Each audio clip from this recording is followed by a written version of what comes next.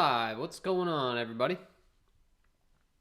Welcome into the live stream. Hope everybody's having a good day. Patrick, how you doing? Says Happy New Year's Eve, guys. Happy New Year's Eve to you, Patrick. Welcome in. Hope you're having a great day. Ready to make some lineups, win some money as always, and we'll do a little bit of a game-by-game breakdown. Tavali says KJK said we're doing FanDuel first night. I don't know, man.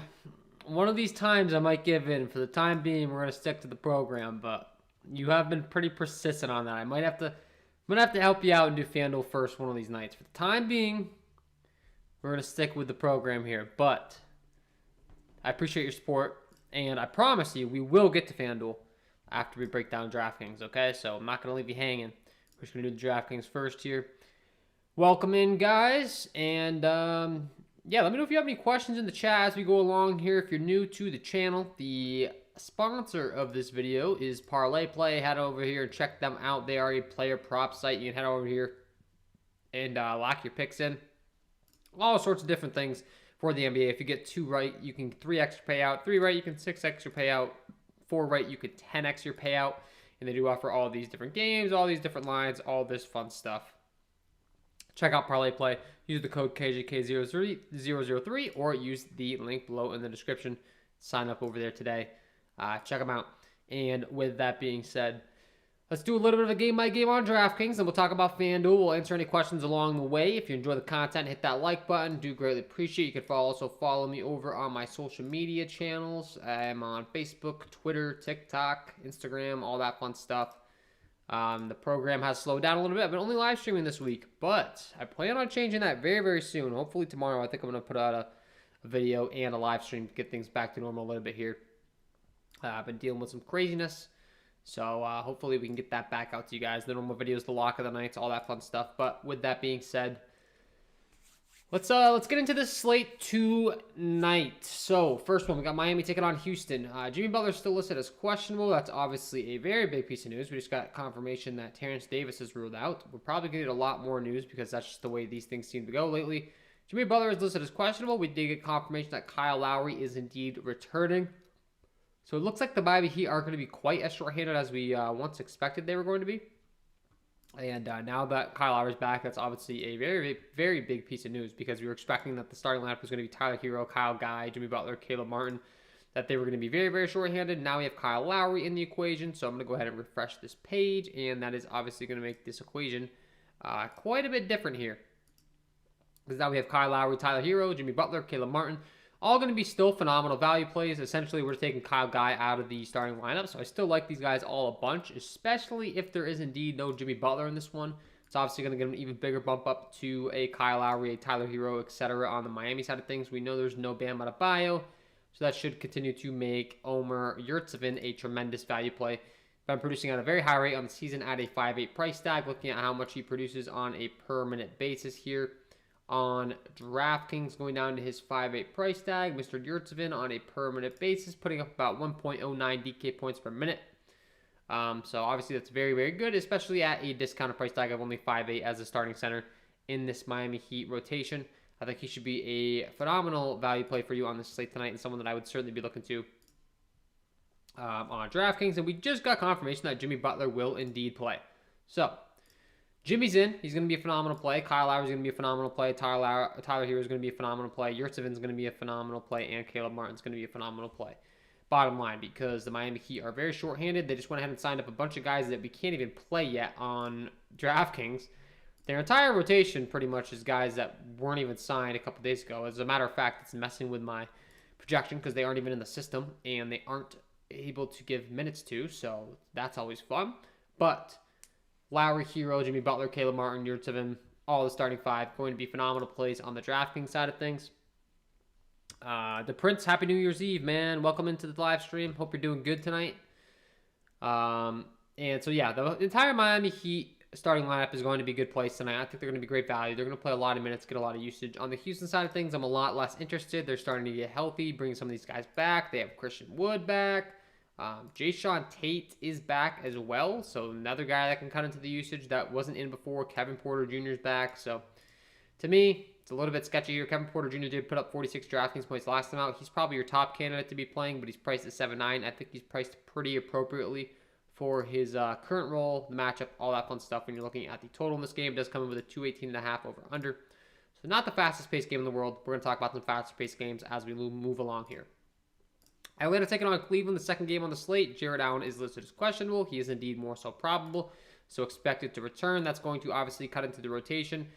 Going to make Evan Mobley, Kevin Love not quite as good as plays as they were before. These guys are all going to be competing for minutes, usage, all that fun stuff. However, Kevin Love coming off the bench at 6'7", I do still think is a pretty intriguing play. He's just not going to be quite as much as a lock as he was last night in those starting rotation minutes. I don't think he's going to play starting rotation minutes now all of a sudden. We've seen him play 32, 29. I'm guessing he probably hangs right around that mid to upper 20 marks tonight. So that still makes him a pretty good value play considering he's 6'7", and he's been producing at a very, very high rate on the season. Look at Kevin Love's numbers, 1.34 DK points per minute. That is phenomenal. The only issue is the minutes, which is not even an issue, really. He could still get you there at his price tag for the amount of minutes that he's playing. But with that being said, he's not as good of a play as he was the last couple of nights when they were really dealing with a lot of injuries. So just keep that in mind. Don't fall for the trap if you're thinking that you're going to be all in on him. Same for Lauri Markkanen. Lauri Markkanen's priced up now. These guys coming back, he's going to be a far less good play. On the Atlanta side of things, they're still really short-handed. So Trae Young, Cam Reddish, those two guys are going to lead the way with usage. I think Trae Young's a phenomenal play at 11.5. He's a good pay-up option. Clint Capella should continue to see quite a few minutes at a 8.3 price tag if you want to go there. He's been a little bit underwhelming, to be honest with you. I'm not getting too excited to play him. Cam Reddish at 6.5, I do think is a phenomenal play. Once again here, I went to him last time. He really let me down, but he's a streaky guy. He can either go out there and get you 50 sometimes, or he might wind up in the mid-20s. Obviously, you're not going to be too happy with that. But with that being said, still think the usage is going to be there. Still think the value's there. There's no Bogdanovich. There's no DeLon Wright. There's no Kevin Huerter. There's no Danilo Gallinari.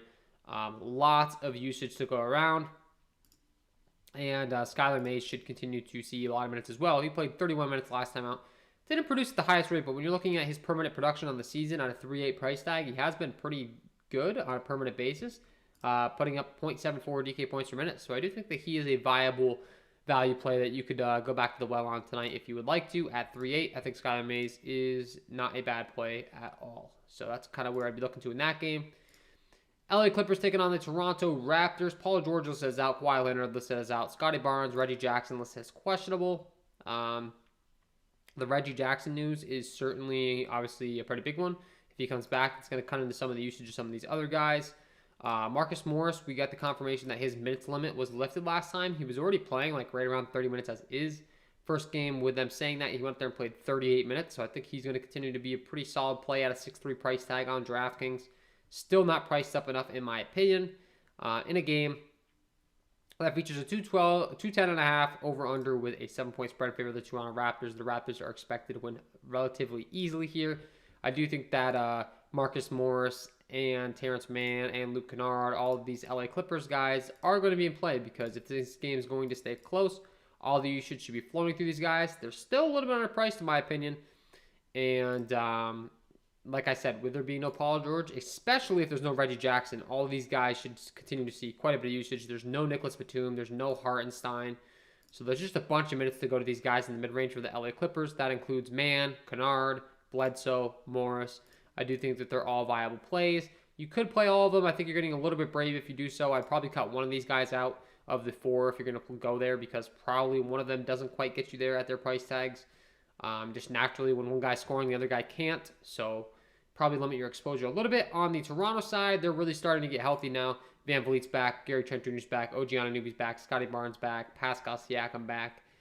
On one hand, that's great because we know their minutes are very solidified. The rotation is very predictable when it comes to the Toronto Raptors. However, on the other hand, they're all going to be kind of cutting into each other's usage. I think their price tags are inflated from dealing with injuries before. With all these guys being out, the price tags have climbed, and the fact of the matter is they're all back now. So they're going to kind of be all cutting into each other's usage. So for me, not nearly as interested. I mean, especially like a guy like Chris Boucher, who's priced all the way up to 6.5 now with all these guys returning. That's just an absolute no.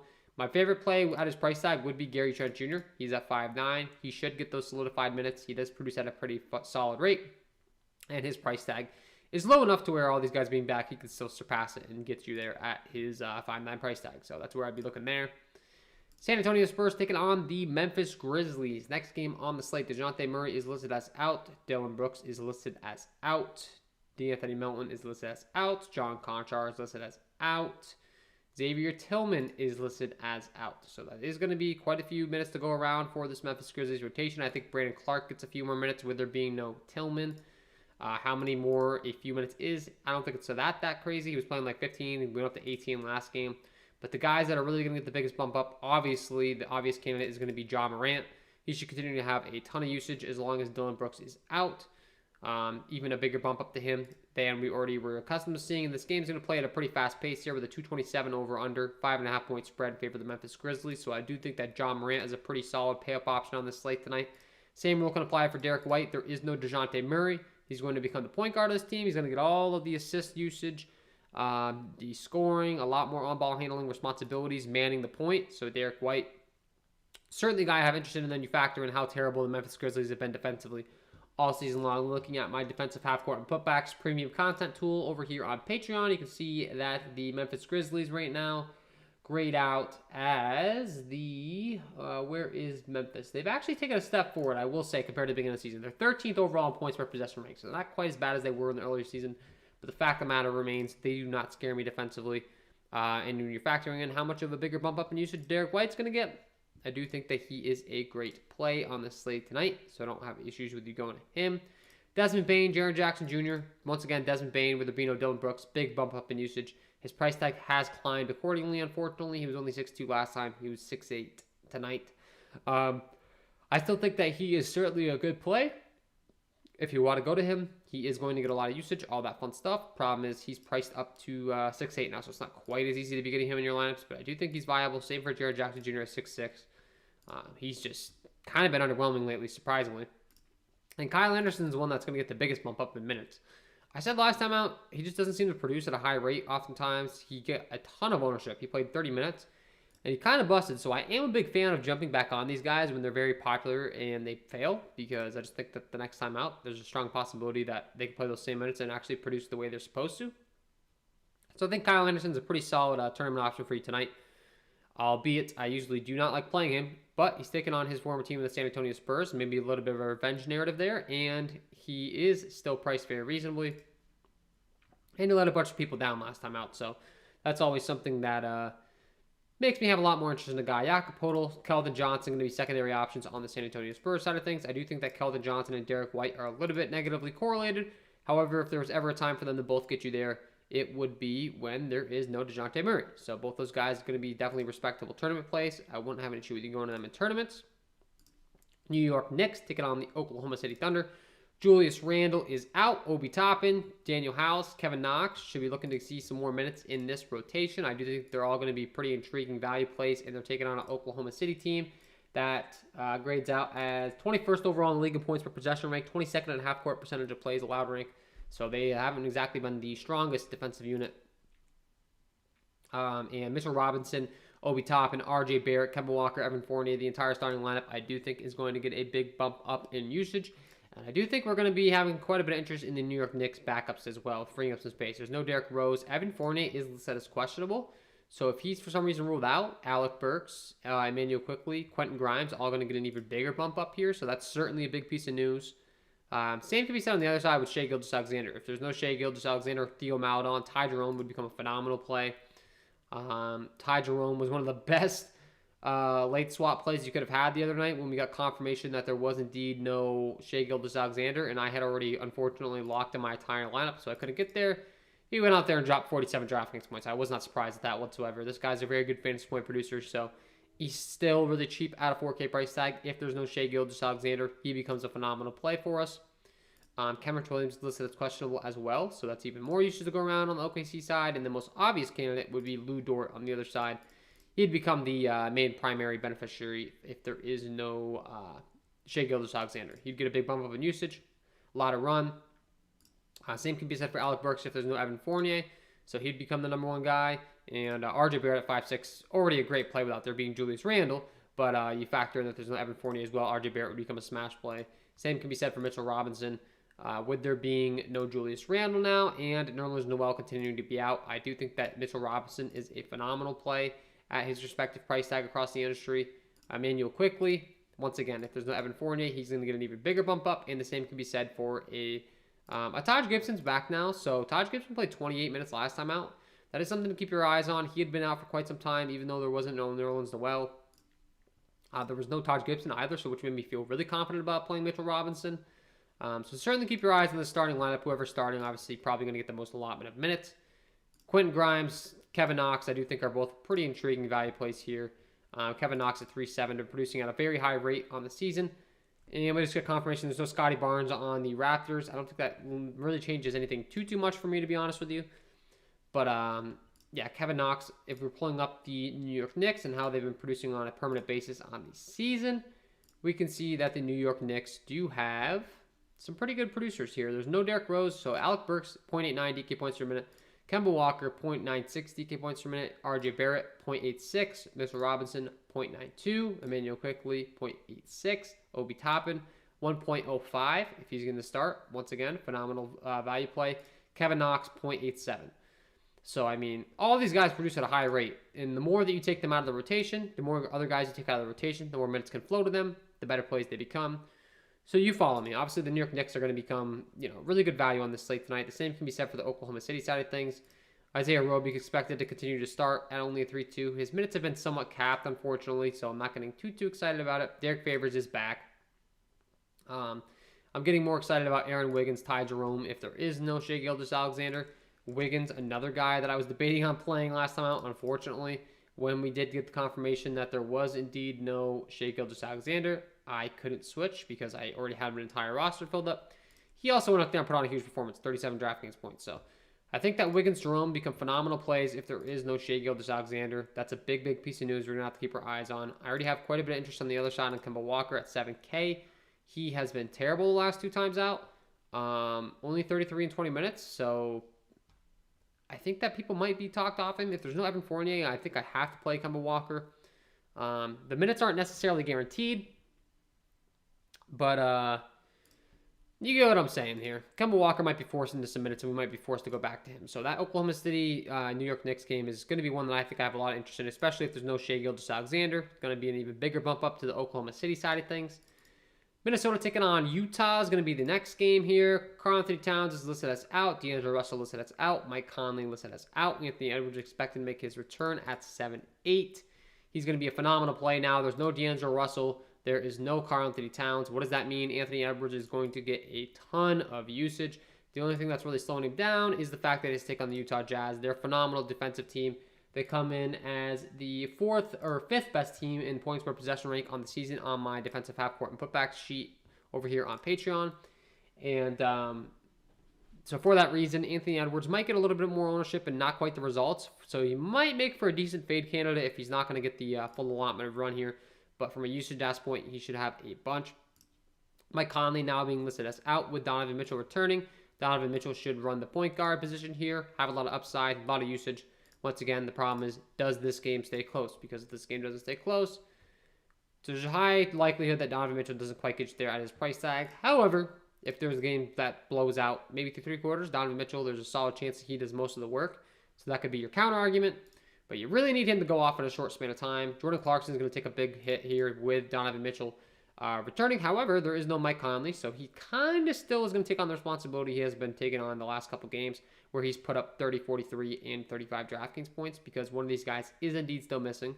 So if you want to go back to Jordan Clarkson, I would not call you crazy. I also think he gets a little bit more run in a blowout situation.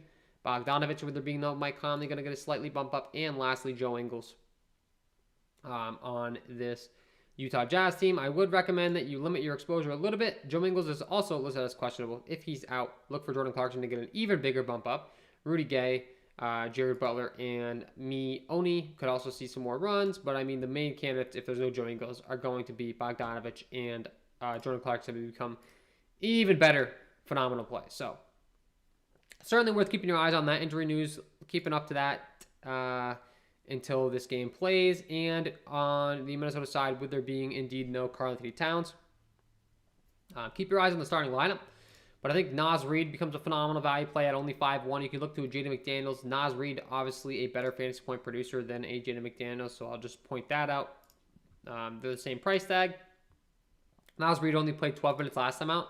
I think in large part due to the conditioning, because he was out for quite some time with the COVID-19 protocols. Now he returned and has played a game. He's had some practice sessions. I think he's going to be back to full run, and I do think that both him and Jaden McDaniels are going to be viable plays for us in this game as well. Patrick Beverly and Malik Beasley as well, with there being no D'Angelo Russell and Karl Anthony Towns. You could be looking at these guys a little bit. However, with Anthony Edwards coming back, they're not going to have quite as much usage as they did before. So just tone down your expectations a little bit, I would say. Probably only playing one of those two guys before you get too carried away. That would be my approach in that game. And lastly, we got Portland taking on the LA Lakers, guys.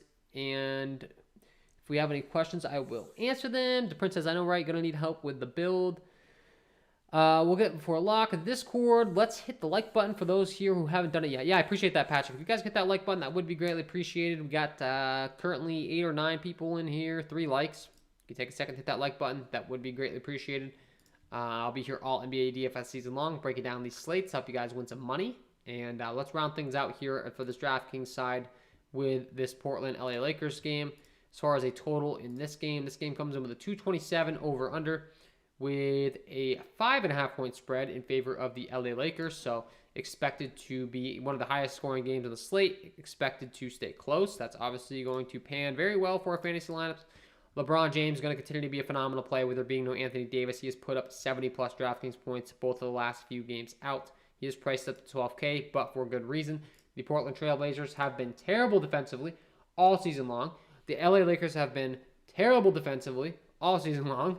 So I think this game is going to offer a ton of offense, and I would highly recommend that you get some exposure to it. It's going to start with LeBron James, Damian Lillard, Russell Westbrook. All 3 of these guys going to be top pay-up options for me on this slate tonight. I just think this game environment is going to be wildly good for fantasy. I'm going to definitely want to get exposure to those guys. CJ McCollum, Yusuf Nurkic being ruled out as well. So that's going to be more usage to go around for a Larry Nance, a Nazir Little, both of which produce at high rates. We finally saw Larry Nance have a big game last time out, taking on his former team, the LA Lakers, tonight. Nazir Little, also a very good fantasy point producer. Had a bit of a rough game that last time out, but that might keep his ownership lower than it should be at 5.4. I have a lot of interest in him. I have a lot of interest in Taylor Horton-Tucker at 5.4, slightly. His minutes have been way down, so for me, it's not really going to be a Taylor Horton-Tucker thing. It's going to be more of a Carmelo Anthony and Malik Monk show. So those 2 guys are the ones, the next guys that I'm looking to on the LA Lakers. Once again, Carmelo Anthony, revenge narrative, I guess you could say. This game has quite a bit of that going on. Malik Monk playing a bunch of minutes, producing at a higher rate at 4.5. Going to be a great play for me. And I think I'm going to be getting quite a bit of exposure to this game. Kent Bazemore, I believe, is also a Portland Trailblazer. Add him to the list of revenge game narratives. But there is indeed no Anthony Simmons in this game for Portland as well. So Tony Snell, Jaron Cumberland, CJ Ellaby should get some more run. Which of those guys you're really wanting to go to, I don't really know. I think that Ben McLemore coming back is going to be the most relevant option for me, really, at 3.5. He could be an intriguing play as well. And the Lakers traded away Rajon Rondo, so we could see some more solidified minutes for some of their guys off the bench as well. But overall, I think this last game is just going to be phenomenal. From a fantasy point aspect, I would recommend that you have quite a bit of exposure to it. I certainly am going to myself. And that's one of the top games on the slate. So that is my overall breakdown on the DraftKings side of things. Looking at the FanDuel slate as promised, giving you guys that are playing on FanDuel tonight the top plays over here. Patrick says, what do you think about Jakob Poeltl tonight? I think Poeltl's a pretty solid option. I certainly have no issues with you going to him. It's a fast, up-tempo game. The Memphis Grizzlies don't really scare me defensively at all. So, yeah, I certainly think that you could go to him. I also think that Steven Adams is pretty interesting in that game, which I kind of skipped over him, which I didn't mean to. He's priced at 5.2. He's been seeing a decent amount of minutes, right around 30 minutes a game, and that price tag is way too cheap for him. So I think that Steven Adams could be an intriguing play on DraftKings. And swapping on over to FanDuel for my boy, Tap My Life. Here you go, Tap. We got FanDuel. Point guard position on FanDuel. I like John Morant. I like Damian Lillard. They're probably going to be 2 of my top options. I like Kyle Lowry with the Miami Heat being short-handed. Not quite in as fast-paced game as some of these other spots. John Morant, Damian Lillard. Also, Derek White, with there being no DeJounte Murray, going to be a phenomenal play as well. So I'd really be locked in on some of those guys we just brought up. Kyle Lowry, with the Miami Heat being shorthanded, you could certainly be looking to. There is indeed no Mike Conley in this game, so Jordan Clarkson at 6'5" becomes an intriguing option. Eric Bledsoe with the LA Clippers being shorthanded, another guy that I'd be willing to play in my lineups. Kevin Porter at 7K is a lot cheaper on FanDuel if you want to go there. There's actually a lot of point guard options tonight. Kemba Walker if there's no Evan Fournier, Patrick Beverley on Minnesota. The point guard position has been very, very scary over here on FanDuel, and tonight it's loaded. So you can pretty much play all those guys. Lou Williams is a guy that should see quite a few minutes as well, with the Hawks being very short-handed. He's a guy that kind of I skipped over here, and I didn't mean to on DraftKings because he is minimum salary. I expect him to come back and get quite a few minutes here with the Atlanta Hawks dealing with so many injuries. And we know Lou Williams can produce at a very high rate. And on DraftKings specifically, like I said, he is the very minimal salary at 3K. So he's going to be a phenomenal value on this slate. I think you can play him on both websites. He's the sixth man off the bench tonight. Skylar Mays, I mentioned, Lou Williams, Lance Stevenson. But I do think that Lou Williams would be my favorite option of the group by far. And you can definitely play him on FanDuel at 4K as well. He's a little bit easier to be playing on DraftKings, I'd say, just because he's that much cheaper. But Lou Williams certainly going to be a valuable play on both websites tonight for me. Returning with all those injuries to his team, he is someone I would definitely be taking a hard look to. Also, Dennis Smith Jr. possibly returning. He is available. With there being no Anthony Simmons, maybe he sees more minutes, but he also is coming back off the protocols list, so he might be somewhat limited. Unfortunately, tough to tell whether they're really going to give him the full go. He's been out for quite some time. I tend to lean towards the guys that are out for quite some time being limited, and the guys that are out maybe only missed like one game for protocols not being so limited. So that's kind of how I've been approaching that kind of thing with these protocols. Anthony Edwards, Donovan Mitchell at the shooting guard position. We talked about both of them getting a big bump up. Desmond Bane, with there being no, who am I trying to say here? Dylan Brooks certainly becomes a much more viable play here on FanDuel. He's been priced up, but for good reason at 7.6. He's had games where he put up, 40, 46. If you want to go there. Tyler Hero, though, priced at a discount and a phenomenal play with these Miami Heat guys dealing with so many injuries. He's going to have a lot of usage, a lot of shot volume, etc. Kyle Lowry come back is going to hurt him a little bit, but I still think he's a really respectable play. Aaron Wiggins got priced way up over here on FanDuel. That's a little bit scary for me. He's a definite no, unless we get confirmation there's no Shai Gilgeous-Alexander. Then he becomes a little bit interesting, but still, he got priced way up. It's a little bit easier on DraftKings, and I think I'd rather go to a Jordan Clarkson with there being no Mike Conley. He just produces at a higher rate. Off the bench, we talked about Gary Trent. Ty Jerome at 6K, once again, priced way up. He's not going to be a good play unless there's no Shai Gilgeous-Alexander. If there's no Shai Gilgeous-Alexander, he does become pretty interesting, so that's certainly a big piece of news. Caleb Martin at 5'8" is going to be interesting regardless because of all of these injuries that the Miami Heat are dealing with. I know Kyle Lowry is returning, but there is indeed still no Max Struss, who directly correlates with Caleb Martin for getting him more minutes, more usage. So I think Caleb Martin going to be an intriguing play. RJ Barrett at 5'5", Cam Reddish in the mid 5K range as well. Both these guys, like I said, there's no Julius Randle for Cam Reddish. There's a bunch of guys out, no Bogdanovic, no Gallinari. Alec Burks is way cheaper over here on FanDuel than DraftKings by a large margin. So he's someone that I would certainly be having a lot more exposure to over here on FanDuel rather than DraftKings. DraftKings has done a pretty good job of pricing him up. So I like him a lot more on FanDuel at the shooting guard position. Those are some guys I'd be looking to. Small forward. Marcus Morris getting his minutes limit lifted last time out. Went out there and played pretty much 40 minutes. Producing at a very high rate. I think he's going to continue to be a phenomenal play. 38, 40 FanDuel points the last couple times out. If you want to go to him, certainly would not call you crazy. Tyler Hero, we already talked about. Carmelo's priced up to where he's a little bit risky over here. I think Nazir Little, Larry Nance, Norman Powell, all priced in a range where you could certainly be getting exposure to these guys. There continues to be no Robert Covington, no Yusuf Nurkic, no CJ McCollum. So these guys certainly taking on a lot of responsibility for the Portland side of things. All kind of bundled together here, but all going to be pretty phenomenal plays in my opinion. So you could definitely be looking at those guys. And then a lot of these guys we already talked about. RJ Barrett. And yeah, so that's some more options. Power forward, LeBron James, obvious pay-up option. Pascal Siakam with all these guys returning on Toronto becomes a little less interesting for me, to be honest with you. Kevin Love, same thing with Evan Mobley returning and Jared Allen returning. A little bit scary to be going there. Jaden McDaniels, respectable play at 6'2 on Minnesota. Jared Vanderbilt at 6'1, respectable play. He's expected to return as well. Naz Reid, we talked about. I don't know if he's priced at a reasonable price tag over here on FanDuel, but I would assume that he is. Obi Toppin, going to be a phenomenal value play at 4-3 now with all these New York Knicks guys being out. Expected to draw the start if he does start. I certainly think that 4-3 price tag on FanDuel stands out in a pretty big way to me. Guy that's been producing at a high rate. If he does indeed crack this starting lineup, Obi Toppin going to be a phenomenal value play at 4-3 that I would definitely be looking to on this slate tonight. And the same can be said for his teammate in Kevin Knox, who we just talked about, with there being no Julius Randle. He's been producing at a really high rate when he gets the opportunity. 28, 20 minutes the last couple times out. 28, 21 FanDuel points if he does get a lot more minutes. Then obviously his production will add up very quickly, especially at that low price tag. So I'd be looking there at the center position.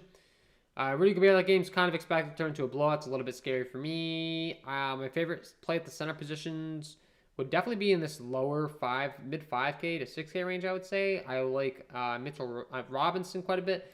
Omer Yurtseven, Jakob Poeltl, both going to be really good plays in this range that I would certainly be looking to. Yurtseven still, with there being no Bam Adebayo, going to be a phenomenal play, producing at a high rate. Jakob Poeltl, there's no DeJounte Murray. I know that doesn't directly impact the center position, but he should get a little bit more usage, more rebounding upside. Mitchell Robinson, same thing can be said for him. There's no Julius Randle. There's no Nerlens Noel. Still dealing with Taj Gibson, but Mitchell Robinson, especially on a site like FanDuel where you get 3 points for blocks and steals, he gets a ton of blocks, so that can add up very quickly for you in your FanDuel lineups. He's a guy that I always love playing on FanDuel for that reason. At 5'5", going to be a phenomenal play. You could also take a look to Steven Adams at 4'8". And those would kind of be the guys I'm looking to lock in on FanDuel, honestly. I'm kind of looking at that mid-range, I would say, at the center position. You could pay up for Rudy Gobert at 9-1. I certainly would not call you crazy. It's just, does this game stay close? And could someone at a cheaper price tag provide you with the same amount of output that Rudy Gobert could? And my answer, I think, is going to be yes on that. So for that reason, I think I'd rather go to that mid-range at the center position on FanDuel. So yeah, that's a little bit of a breakdown on FanDuel. Hopefully that helped you guys out. If you have any questions, please do ask in the chat. And if you're enjoying the stream, guys, hit that like button. We have over 15 people in here. Only four likes.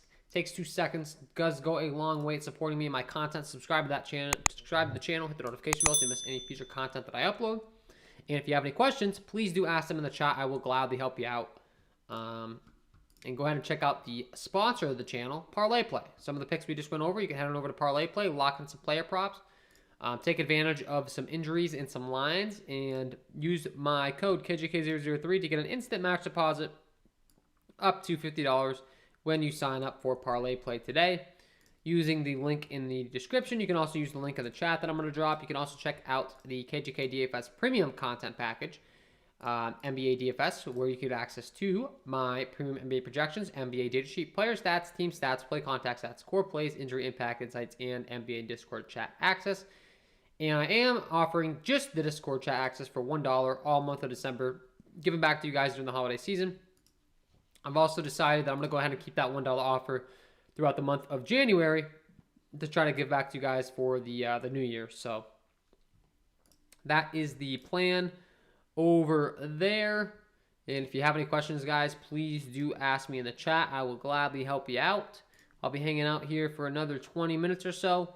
And then I got to hop out and update all my core plays, answer my premium content members' questions, all of that fun stuff. But if you have any questions now, please do ask them. New Year's Eve, I'm sure a lot of you guys are doing some fun stuff out and about. So if you are busy and not even playing NBA DFS tonight and you're on the stream, a lot of people that usually watch, I would not be surprised. What do you think about Poeltl? Yeah, it doesn't look like we have any more questions, guys. So If that's the case, I could end the stream early, but I'd love to answer any questions that you guys do have. I think we did a pretty good job of covering this. As far as any more news that we've received, we got confirmation that Reggie Jackson's in. So that's obviously going to impact the rotation a little bit for the LA Clippers. Makes Eric Bledsoe not as interesting of a play. Eric Gordon, questionable Saturday. That has nothing to do with tonight's slate. Scotty Barnes was ruled out, but I still think that overall it doesn't really do too much for the Toronto Raptors with them getting pretty healthy here. So to me, it's still going to be a little bit of limited interest for me with him being out. Kem Birch slides into the starting lineup, so he'd be the main candidate that you might want to be looking to in your fantasy lineups. He's only 4-3 on DraftKings. So Kem Birch at a 4-3 price tag. Maybe he's an intriguing play. Been producing at a really high rate, so if you want to go there, I wouldn't call you crazy. Sergio Moody says, KJK, Lillard, late game go on DK. Yeah, I think that late game is a phenomenal spot to be targeting, man. I talked about it earlier if you're just tuning into the stream. I mean, the Portland Trail Blazers and the LA Lakers have both been absolutely terrible defensively all season long, and now they're squaring up in the highest total paced game on the slate with a 227 over-under, tied for the highest over-under. And I think that getting a lot of exposure to that game certainly makes sense. And I think Damian Lillard going to LA is always a thing. He loves to put on a show in LA. And the fact of the matter is, with no CJ McCollum, this guy is just going to continue to have a ton of usage. So as long as there's no CJ McCollum, Damian Lillard is going to be a phenomenal play. And I would certainly recommend you playing him. Happy New Year to you, too. Thoughts on the Heat with all the guys back? I think the Miami Heat starters are still phenomenal plays. Kyle Lowry, Tyler Hero, Jimmy Butler, Caleb Martin, Yurtseven, all going to be phenomenal plays. You can play Kyle, guy off the bench and that kind of thing, but I don't think you really have to get all that cute with Miami. I still think you can load up on them. I mean, Kyle Lowry, Jimmy Butler are going to get most of the usage, obviously. Tyler Hero probably takes the biggest bump there, but Caleb Martin and Yurtseven are still cheap enough to where they're going to still be pretty phenomenal plays. So that would be my approach there.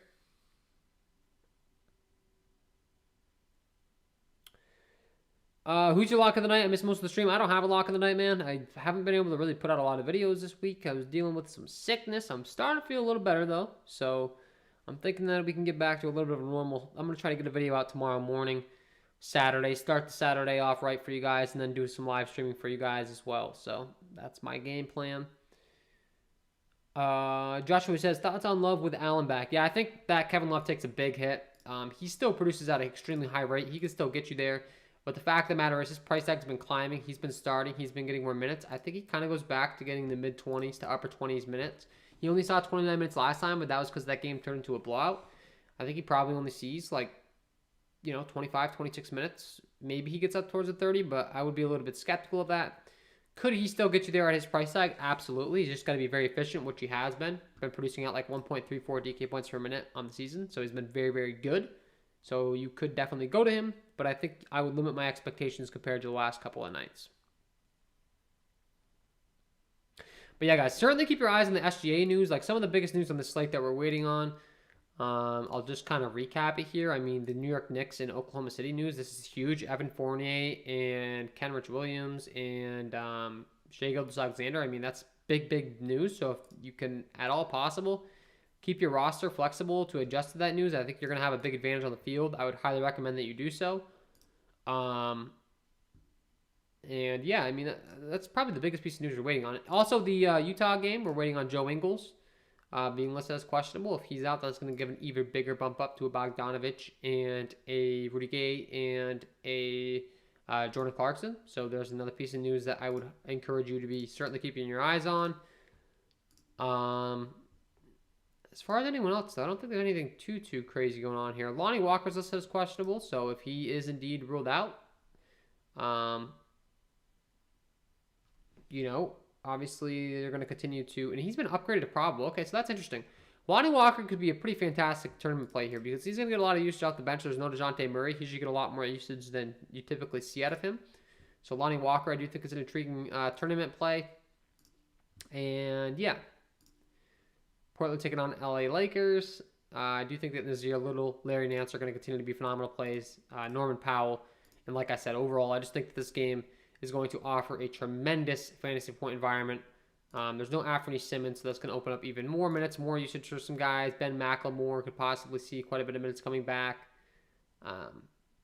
So yeah, but I really like this game overall. I think it's my favorite game on the slate from a fantasy point environment aspect. Atlanta continues to be shorthanded. No Trae Young, and Lou Williams is returning. So like I said, I do think that Lou Williams is a pretty intriguing tournament option all the way down at the minimum salary. And expected to be the sixth man off the bench for these Atlanta Hawks. He could absolutely crush at this respective price tag. Looking at his production on the season, pulling up the Atlanta Hawks and how he's done on the season. Let's see. Lou Williams at a 3K price tag has produced at a 0.86 DK point per minute clip over 24 games, 326 minute sample size. He's still getting the job done even though he's getting up there in his years. Lou Williams, phenomenal play at minimum salary in my opinion on this slate tonight. Patrick says, knowing the NBA, the SGA news won't come out until near lock. Yeah, man. I mean, knowing the NBA, it probably won't come out till after lock. So, that's a little bit unfortunate. But if you prepare so that you can make that adjustment to your lineup at 8 o'clock and you prepare, and you make the proper adjustments, playing Ty Jerome, playing Aaron Wiggins, etc. If there is indeed no SGA, you could have a very big advantage on the field and you can be looking very, very good in your tournament lineup. So I would encourage you to definitely allow for some flexibility in your lineup for that news. And then if you don't get that news, there's still plenty of other spots in the slate that you can go to after like a Minnesota-Utah game, etc., where you could lock in some of those guys. So the Portland LA Lakers game, like I said, the last game on the slate that I absolutely love. So there's plenty of different options that you have. If you get confirmation on the Oklahoma City news and we have that value, maybe you could pay up for more guys in the Portland LA Lakers game. If you get confirmation and SGA's in, then you could probably go a little bit more of a balanced build. But either way, I think you'd be pretty happy with your lineup, and it does allow you the flexibility so that if the news is announced, you have an advantage on the field. So that would be my advice to you guys on this slate tonight. But yeah, if you have any more questions, please let me know in the chat. If you're enjoying the stream, hit that like button, subscribe to the channel, hit the notification bell so you don't miss any future content that I upload, guys. I do greatly appreciate that. And if there are no more questions, I might head out here a little early, hop in the Discord chat, answer any of my premium content members' questions. If you would like to become a premium content member, you can do so by visiting patreon.com/KJK_DFS. You get access to all of the things that you see on the screen: NBA projections, NBA data sheet, player stats, team stats, play contact stats, core plays, injury impact insights, and the NBA Discord chat access. Lots of good stuff going on there, and you can check that out. Link below in the description. Like I said, you can just visit patreon.com/KJK_DFS. And if you have any questions, please do ask. If you don't, I might bounce out of here. I might bounce out of here a little early and get to helping out my Patreon members. Bob says, Obi Toppin starting. He's projected to. We haven't got the confirmation on the Knicks starting lineup, but the projected starting lineup is Kemba Walker, Evan Fournier, RJ Barrett, Obi Toppin, and Mitchell Robinson. We're also still waiting on the Evan Fournier news, though. So if Evan Fournier is ruled out, obviously that's going to give a big bump up to other Knicks guys. So that's a pretty relevant piece of news as well. We talked about some other injury news, but the New York Knicks, obviously, Evan Fournier, very, very big piece of news. We need to know if he's in or out. If he's out, Quentin Grimes, Alec Burks, Emmanuel quickly going to get a bump up. Kemba Walker going to get a big bump up. Obi Toppin, Kevin Knox, I think, could get a bump up as well. Joshua says, Love or Nance? I would go with Nance. The Trailblazers are more short-handed. That's the faster, up-paced game. I think Larry Nance really has a lot of upside, so I would go with Nance there. And Kevin Love is dealing with Evan Mobley and Jarrett Allen returning. So he's going to take a little bit of a hit in his usage and his minutes.